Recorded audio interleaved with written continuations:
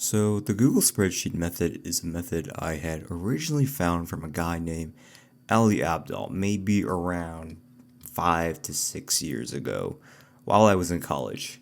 It was at the time an excellent strategy for folks who typically don't like to use the flashcard program Anki.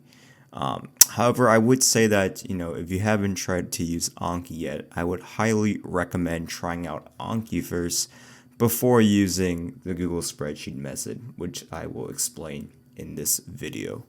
So, the Google Spreadsheet method is actually incredibly simple.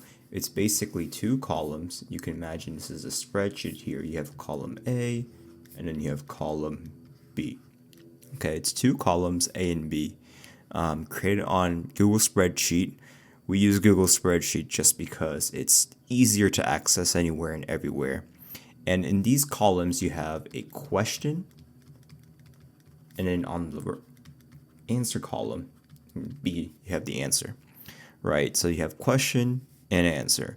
And so when it's time to review, you essentially are going to black out the B column in your spreadsheet and go down your spreadsheet and answer the questions that are listed sequentially. And it's basically, as you might imagine, a flashcard with a front side and a back side that you're answering. Very similar to Anki, but in some ways not really.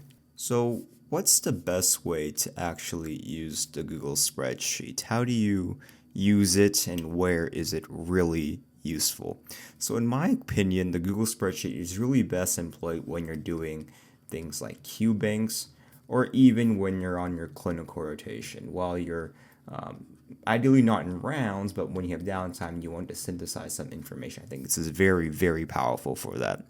So obviously, as you might remember, I can't use real questions from Amboss and UWorld. So let's say you have a question here to ask you, for example, the pharmacotherapy. You might imagine what this question might look like. You have you're asking for the pharmacotherapy for a, 85-year-old male gentleman who presents with short-term memory loss, as well as a decline in his ADLs for 1 year. Okay. Short-term memory loss and a decline in ADLs for 1 year. And it's asking for the pharmacotherapy to give to this gentleman. And let's say you don't know the answer. And you answer it wrong, you answer some random drug, and the answer turns out to be something like memantine, or turns out to be an answer something like donepezil. One of those. All right, so what do you do in this case? How do you use this information that you just learned? How do you apply it into the Google Spreadsheet method? Well, I'm going to show you that right now. So if you watched my previous video, you know that at this point, the one piece of information you needed to know is the key to figuring out what information you need to extract and how to tackle understanding this question in an efficient manner, such that you can do multiple UWorld questions in a short amount of time. If you don't know what I'm talking about, watch the previous video before I uploaded this one. Okay, so let's say in that previous question, you already knew the diagnosis was something like Alzheimer's disease, right? You already knew that it's Alzheimer's disease. But the problem is you don't know what's the treatment for it, right? So the one piece of information you needed to know was that the treatment for Alzheimer's disease is either memantine or donepezil, depending on the patient, the vignette, of course, and what sort of answer choices you were given. So in this case, let's say the answer was memantine. Given the choices we have, how do you apply this into columns A and B? Well, it's very simple. In column A, you're going to write something akin to what is a treatment for Alzheimer's disease, and then the answer column can be something like memantine, it can be something like donepezil. You get the point. It's very simple. It is a front card and a back card, just like Anki. All right, but now you're probably thinking, well, this is something that Anki can do. Why would I choose this over Anki? Well, I'm going to explain a couple of key features of this spreadsheet that you might not be able to get with programs like Anki. That might make it more appealing for you as a student. So the great thing about Google Spreadsheet is that it can actually be as open-ended as you want it to be, right? Anki, we're really honed in on the idea of trying to capture a singular piece of information. But in Google Spreadsheet, you have big cells where you can dump a lot of information in, which is why it's very useful when you're on clinical rotations, because oftentimes you and your preceptor and resident might be talking about very broad topics, and you want to capture all that information that might be very difficult to do in a program such as Anki, right?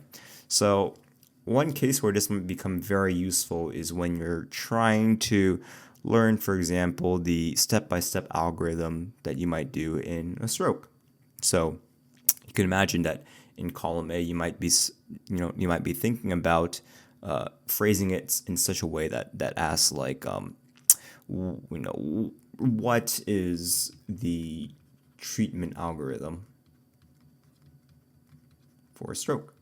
Or rather, what is the algorithm for a stroke? What is the first thing you do in a stroke, etc. And then you might remember, for example, Amboss has those multiple flow charts that kind of have boxes and stuff that tells you what the first line imaging is, what the first line treatment is, what to do at certain time points. You can honestly just paste that in column B, or you can write it all out. And then when it's time to review, you black out column B, and then you look at column A and you ask yourself, what is the treatment algorithm for stroke?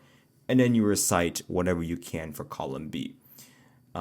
Similarly, if you're talking about hyponatremia, for instance, during your inpatient clinical rotation or what have you, you want to capture all the different types of hyponatremia, for example, euvolemic hyponatremia, hypotonic hyponatremia, hypertonic hyponatremia, all those different types. You can, for example, write them out here. And then when you're reviewing, you can ask yourself the question, talk about hyponatremia, and you can just go on and blabber on all you know about hyponatremia from column B. You sort of get the picture that, what I'm trying to convey here. Column A is sort of what you're asking yourself. Column B is the answer. Very simple so far, but the next part is where we're really going to see where this strategy really shines. Now, the next thing to go over that makes this spreadsheet really nice is the color coding table. And the color coding table is really, really what sells this sort of spreadsheet apart from Anki. So I'm going to show you an example of sort of how I had used the Google Spreadsheet when I was on my own clinical rotation. It says step 1, I know, but it should really say my MS3, my notes.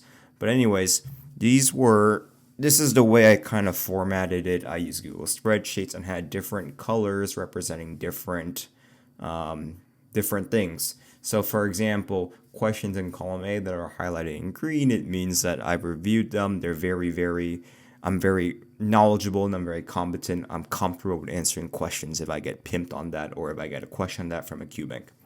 Questions in yellow are things that I'm kind of iffy about, and you can imagine questions in red are things that I really, really need to work on. Now, this is very fun for people that love visuals because you get to see from a bird's eye view, what areas you are good at and what areas you are weak at. And this is the key part, is that, after a long day of clinic or a long day of UWorld, all you really have to do is just open up the spreadsheet. You just have to open up the spreadsheet and click through column A and B, and you're just going through them like flashcards. This is also really good in a sense that you can also employ passive learning rather than active learning. All you have to do is just open your spreadsheet, and you can unblack column B. You can just read through this entire spreadsheet on your own at your own time without the pressure of like flashcards and streaks and things of that nature. This is against most people's opinion, is sort of doing this passive learning strategy, but in my own philosophy that while yes, using active learning strategies like Anki and recalling the information is far more superior than passive reading, I personally think that passive reading has a place in education. Obviously, it's a lot better than not reading it at all. And the basic premise of, becoming a doctor and with motivational interviewing, right, is that when you have patients that don't eat healthy or smoke cigarettes, you want to take things one step at a time. Eating a big bowl of salad is super hard for a year, why don't you just try eating a bowl of salad for 1 or 2 days a week? You get the idea, right? So that's just my little tangent on sort of my own opinion on passive reading. Okay, so that was my little tangent on explaining what the Google Spreadsheet method is. Obviously, it's going to be very useful for people that are, for example, in MS3, in clinical, undergoing clinical duties, because you're able to take in a lot of information and paste them into your spreadsheet very quickly, very easily compared to Anki. It's great when you're doing UWorld or other QBanks. It's great for people who like visual learning, because you have those color-coded tables. It makes it really pretty.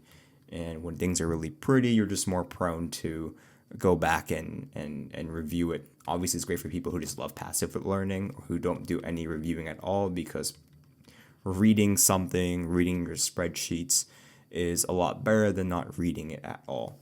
So hopefully that was useful to you, and thanks so much for watching. Make sure to subscribe, and I'll see you in the next one.